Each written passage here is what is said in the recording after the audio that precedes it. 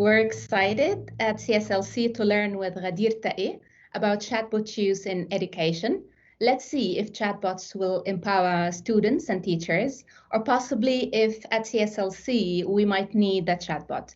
I also need to say that this topic can interest both students in instructional design and natural language processing, of course, in the case of NLP, artificial intelligence bots. For now, let me introduce to you Ghadeer Taki. Ghadeer is an instructional designer at eFlow with an MA in instructional design, especially educational technology. Ghadeer is experienced in digitizing educational content. She has been a writer for Shabab magazine for 3 years and will soon publish her second book collection of stories. Please, Ghadeer, get started. Thank you, Dr. Abir, for the introduction. Did you know that 30% of school children around the world were left behind when it came to online education? Why? Because many students who are in marginalized communities faced challenges that are related to weak internet connection, consistent power cuts. Of course, we can relate to this here in Lebanon. Low digital capacity, such as not being able to use learning management systems like Moodle or video conferencing tools like Zoom, and the lack of access to laptops or high-tech smartphones, even if not really high-tech smartphones, but at least the ones that allow certain apps, educational apps, to work. Let's think if messaging platforms can help in these situations. So, in case we used these platforms in order to teach learners, do these challenges still exist or not? Let's see. So first of all, the weak internet connection. Connection is not an issue anymore. Why? Because the student can refer to the course or see the course being sent to him on the messaging platform like WhatsApp. It's not an issue anymore because once he has the internet connection, he can go and study this course. All what we have to do is to recharge our mobile. We don't have to use the LMS or video conferencing tools.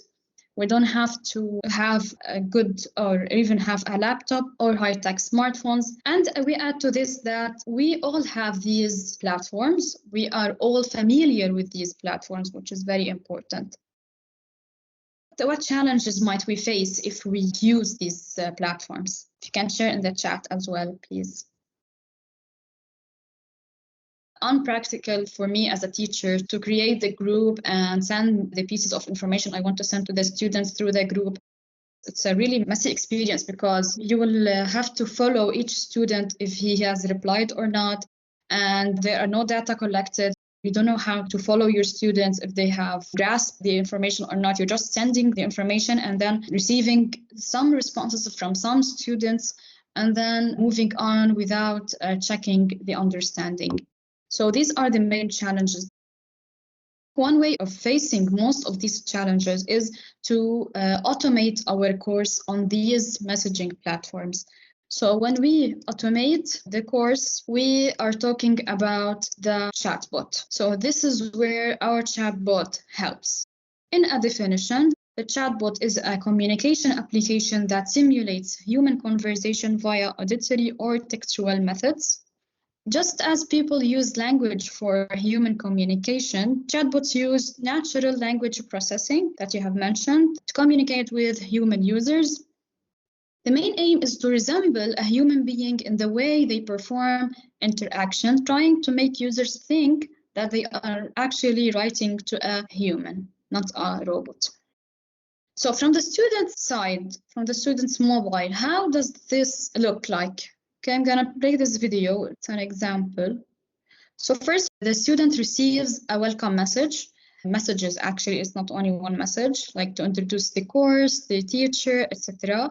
As we can see, we ask him to send an action, like to send a thumbs up, for example, in order for the second message to be sent.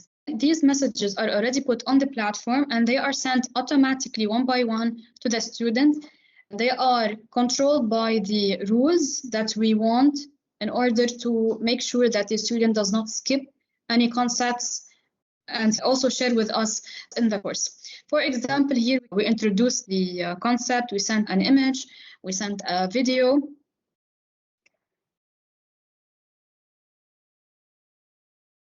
After this, we have to make sure that the concepts are grasped. What we do now is start with the assessment. So this is a very short video. Of course, there should be like more explanation and etc. Just giving a quick overview.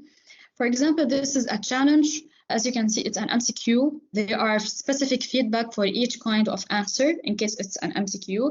In case it's an open-ended question, the teacher reviews the answers one by one. So what we do is that we at least include one MCQ or true or false that's automatically corrected by the system so that the messages do not get sent unless the student answers correctly.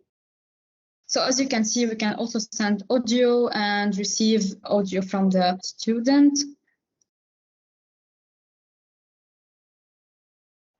This is a confirmation of sending the media. Yeah, this is pretty much.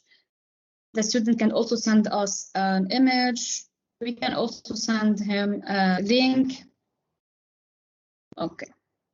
So from the instructor's side, what does the instructor see? He can see the list of the students, the score of each student, the progress, where each student is, and he can click on each student and see the messages that are going between the student and the bot.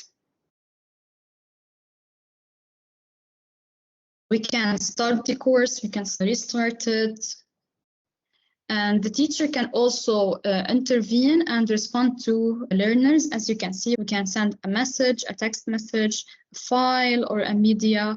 And we can record a voice if we want to explain the student a certain concept. As for the analysis, which is mostly important, we can view the number of completed courses per student or per group. There's this dashboard where we view the real-time metrics such as completion rate, success rate, and other important metrics. So as we can see the number of courses. We can view charts, data to know how the course is going. I think it's a bit clear now why we are using these chatbots in teaching. So one, it allows self-paced learning. Two, easy management and monitoring of the learner's progress. It allows us to provide immediate feedback, which is really important in education, at least for the questions that have predefined answers. We can add something that's important for the feedback as well. Like, for example, if the student answers a question incorrectly, we can provide him a hint, maybe an extra information. We can also redirect him to this is what we're going to talk about in the adaptive learning.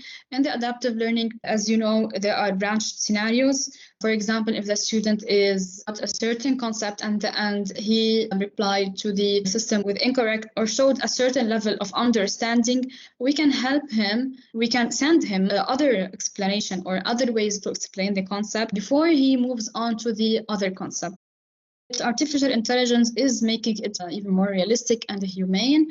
Like if you remember the first beginnings of products like Google Assistant, at the beginning it was super robotic and the responses we get from Google Assistant or Siri are fixed. However, as we have these days the machine learning, machines are learning. They are taking the user's input into account in order to change its responses. So imagine like allowing the system to learn from the students' responses, how much we can reach a level of interactivity and humane responses rather than robotic ones.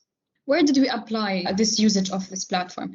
Basically, mostly NGOs are interested in such platforms. We have worked with UNICEF, Near East Foundation here in Lebanon and Jordan, Queen Rania Foundation in Jordan, and others. The ages, school students starting from grade 3, refugees aging between 18 and 40, mothers,